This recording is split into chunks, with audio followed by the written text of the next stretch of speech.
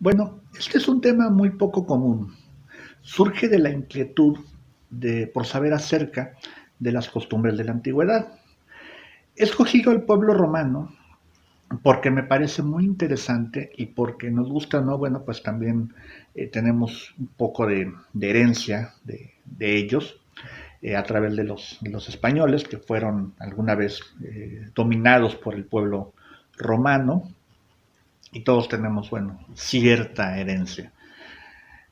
Además, me gusta más la cotidianeidad, no solamente hablar de guerras, no solamente hablar de política o de eventos bélicos, ¿no? También la historia es mucho más que eso, también hay una historia social. ¿Cómo se alimentaban los romanos? Bueno, vamos a ver un poco esta cuestión. En sus inicios, los romanos basaban su dieta en alimentos que no son básicos. Sus orígenes fueron más bien bastante austeros, aunque se nos ha insistido, gracias a muchas películas, que la comida romana estaba rodeada de mucho lujo, de fastuosidad, de boato. Es cierto esto entre las clases privilegiadas, pero no siempre ocurrió así. De hecho, fue a principios del siglo II a.C. cuando los romanos descubren en el Asia Menor el refinamiento de las cortes griegas de Oriente. Y a partir de ese momento comenzaron a emplearse cocineros en lugar de esclavos para la cocina romana. De hecho, los cocineros eran costosos. Eran los alimentos básicos de Roma. Bueno, su dieta se basaba sobre todo en frutas y verduras. Cebada, guisantes, col, habas, higos, dátiles, manzanas. Los romanos no conocieron más que los alimentos básicos que proporcionaba la tierra. Cereales, legumbres, hortaliza, leche, huevos. También se apreciaba mucho el queso de leche de oveja y a veces la carne de cordero. Con el correr del tiempo, en las mesas de los romanos pudientes comenzaron a aparecer comidas cada vez más exóticas y que provenían de todos los rincones del imperio. Faisanes de Guinea, gallos de Persia, conejos de Hispania, pavos de la India, corzos de Ambracia, atunes de Calcedonia, mariscos de Tarento, mejillones de Ática, lamprea de Sicilia, melones importados de Persia, etc. Los romanos de escasos recursos más bien comían pan, aceitunas y uvas, con miel para endulzar. Ocasionalmente también comían algarrobos. Muchas veces los romanos de bajos recursos comían en la calle, ya que no siempre contaban con fogones para cocinar. De hecho, se degustaba bastante la carne entre los pobres, especialmente de cerdo o de carnero, pero no era algo común ni solía ser de buen gusto.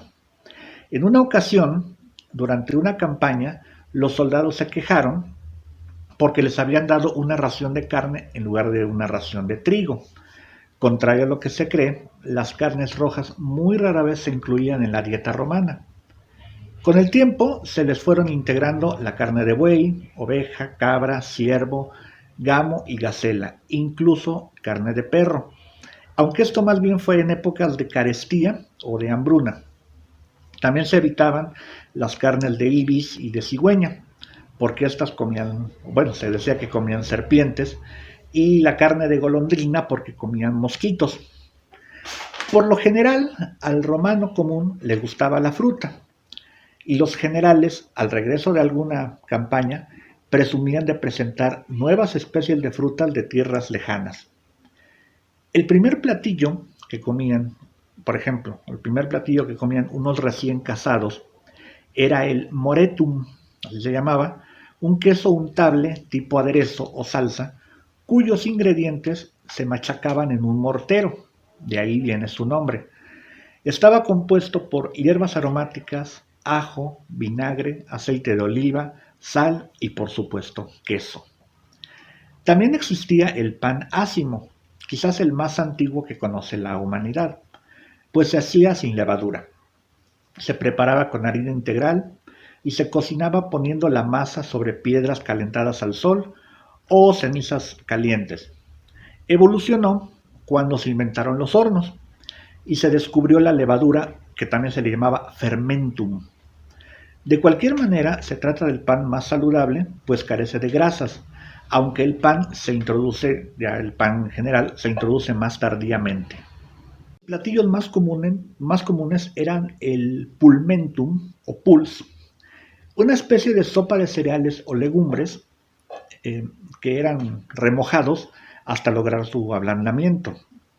Inicialmente se elaboraba con farro, que es un género de gramínea muy relacionada con el trigo. El farro era muy común en el antiguo Egipto y la zona mediterránea, pero la versión romana se elaboraba con farro cocido en agua o leche, hasta lograr su reblandecimiento. Conforme fue evolucionando la comida romana, se incorporó el trigo entero.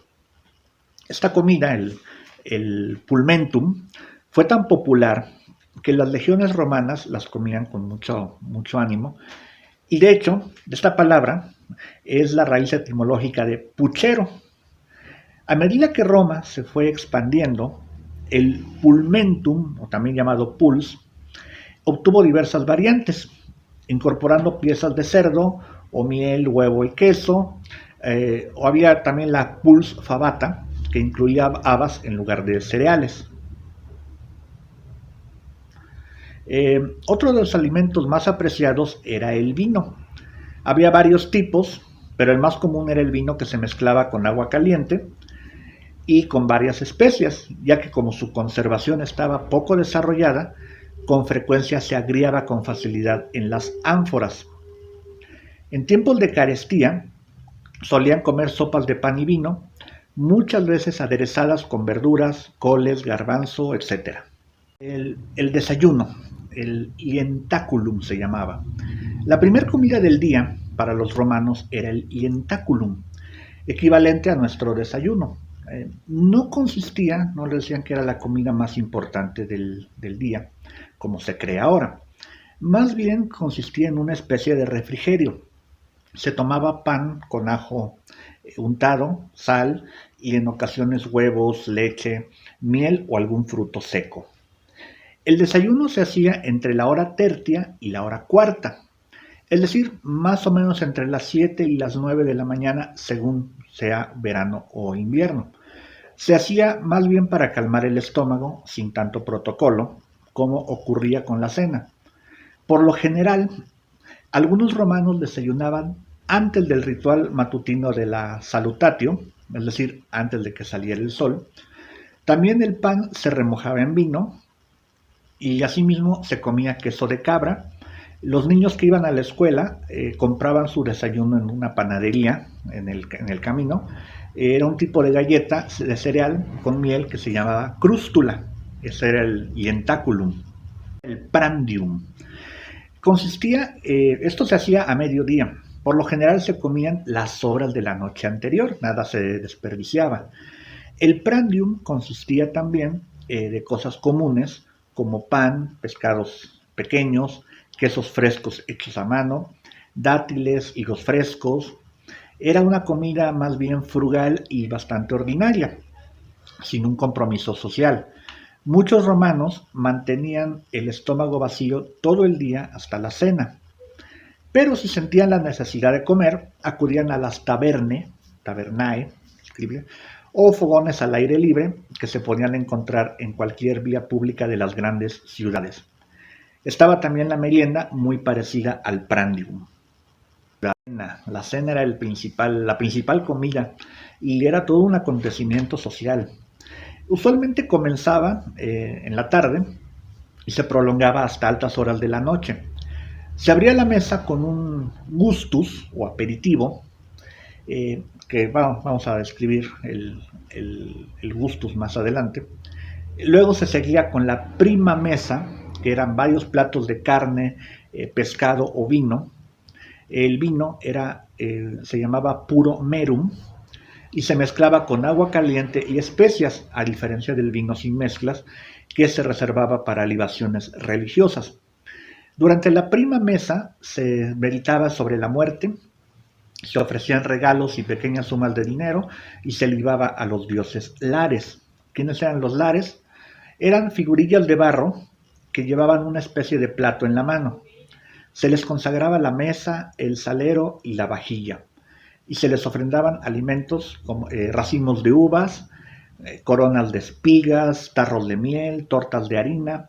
Una vez al mes se libaba vino en su honor, además de quemar incienso. Eran los dioses personales de cada hogar. Bueno, volviendo a la cena finalizaba con la segunda mesa, lo que serían los postres. Durante estos se debatían temas filosóficos o literarios y se recitaban versos. Los invitados se perfumaban y se coronaban de flores y se cantaba. La cena comenzaba lo que conocemos como sobremesa. La sobremesa se llamaba comisatio o velada, en la que habían juegos, danzas, músicas y otros actos que a menudo se volvían más atrevidos según avanzaba la noche y los efectos del vino. Se contrataban músicos, había la profesión de músicos y danzarines, y de aquí surgen las afamadas orgías, bueno, la famosa que en otra ocasión trataremos. En las orgías se daban rienda suelta a varios excesos, no solamente sexuales, también culinarios, se bebía y se comía en abundancia. Y no existía el célebre vomitorium. Bueno, sí existía, pero era parte del teatro por donde pasaban los actores. No era un lugar, como se ha dicho, para vomitar lo comido. Las costumbres en la mesa. Las casas romanas contaban con un espacio llamado triclinium, el equivalente al actual comedor. Era un salón amplio con 3 divanes alrededor de una mesa de la que todos se servían. Por lo general, esta sala se adornaba con murales con pavimentitos de mosaico o con frescos que mostraban escenas bucólicas, naturaleza muerta, habrá dios a Venus, al dios Dionisio y otros asuntos gastronómicos. Los comensales se recostaban sobre el brazo izquierdo y comían con los pies descalzos, en cada uno de los, y con la mano derecha. En cada uno de los lechos, de estos divanes, se instalaban 3 personas, por lo que el mueble debía ser bastante amplio. En sus respectivos lugares de derecha a izquierda, lecho superior, medio e inferior. Los invitados a la mesa debían ser mínimo 3 y no pasaban de 9 personas, incluyendo a los miembros de la familia. Había un refrán: no menos que las gracias, ni más que las musas. El orden en que eran dispuestos subrayaba la importancia del comensal respecto al anfitrión, que también se llamaba Dominus, que era el señor de la casa. Cada uno de estos comensales tenía junto a él a su propio servidor para atenderle, para llevarle la palangana con que lavarse las manos, que se aromatizaba con flores, principalmente rosas. También estos sirvientes les servían los alimentos, los ayudaban a ponerse los zapatos y los alumbraban de camino de regreso a casa. Era una costumbre muy apreciada llevarse su parte de la comida, lo que aquí en México llamamos el itacate, de los romanos se lo llevaban y era considerado de muy buen gusto, va a decir que les había gustado la comida.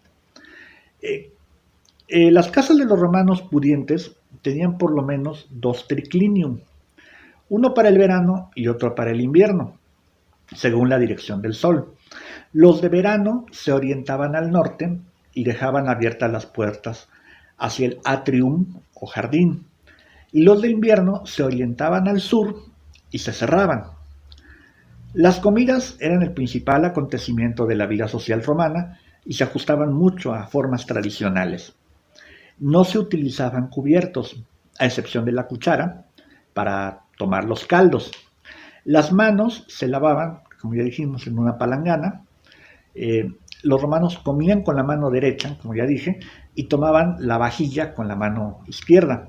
Las vajillas eran muy apreciadas por las familias, eran recuerdos familiares, usualmente que se guardaban con mucho cariño. Que vean ustedes lo que comían los romanos en una comida pudiente.